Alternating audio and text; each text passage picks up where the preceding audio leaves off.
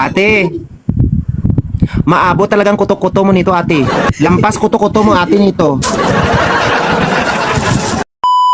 Bakit ka muling dumalaw dito sa aking programa? Ay, syempre, nakakatawa kasi yung programa mo eh. Ay, programa ko lang pala. Hindi ka, ayaw mo gusto magpa-bulljack?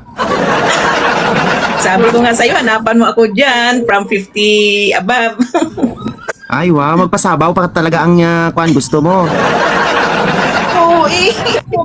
Ilang taon na po si Ate Ruth? Paano ako? 53. 53. na ganun. Oo, Ilan ang anak mo? 3. Puro na may pamilya. Kaya ano, kaya single again. Ikaw ay byuda? Since 2012. Gusto mo nga mabiyuda ulit? Pabalikin ko yung kanina si Kuya Salvador. Kuya, Ha? hindi lang ko to. Pass lang to, anay. So dapat pala ate yung makikita natin dito yung macho at saka malaki ang muscles. Kasi tingnan mo naman ate, palagay ko ang bigat-bigat mo. Padaan, hindi ko kasaran sako niya. Kaya nga dapat dapat medyo malaki. Ilang taon ang ating hinahanap? Ano bang prefer mo? Mas matanda sa'yo o mas bata sa'yo? Gusto ko yung mas matanda sa akin. From 50 above ah. Ayoko yung mga 40 plus, ayoko. Palagay ko ito ang makakatuluyan mo. Hindi ba? Hello? Hello po. Kuya, yamuhat ka ba kuya? Yan. Open cam. Yamuhat ka man kuya. Excited na si Kuya si Ate Ruth na makita ka, Kuya Papa. Hello. Hello. Good evening. Hala ate, naalala ko to ate. Ano man? Kumahan ako, pinasa ko nung... Ito ate, sa kanya nagsimula ang salitang bakunawa. Kasi siya ang aking guest na tumayo dito na napakalaki ang bakunawa. Sus, Ginoo. 50. Pero kaya ko ba? Pero depende. Pero ano? Hala. Kuya, pagtayo niya talaga ba? Talaga. Di ba? Mga ilan ang sukat nun, Kuya Papa? Malit lang yun.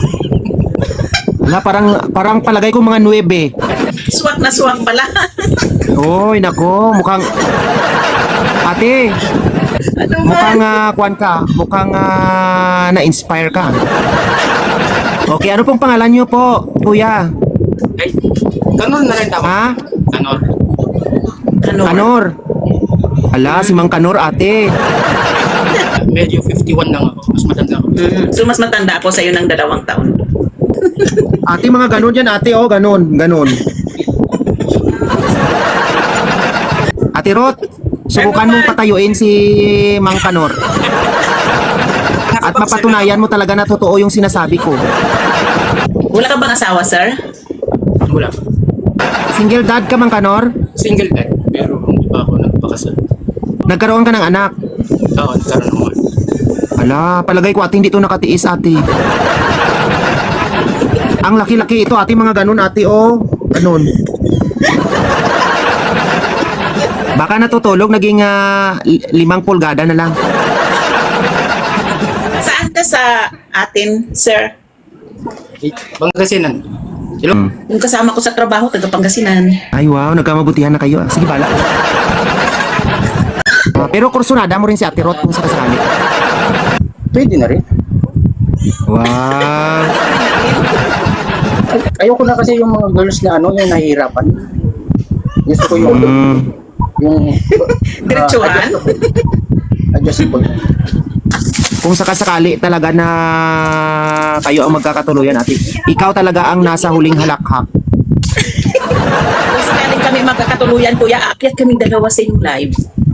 Ay, wow. Ate, maabot talagang kuto-kuto mo nito, ate. Lampas kuto-kuto mo, ate, nito. Grabe. So makakalimutan talaga ang mundo pala pag ganyan.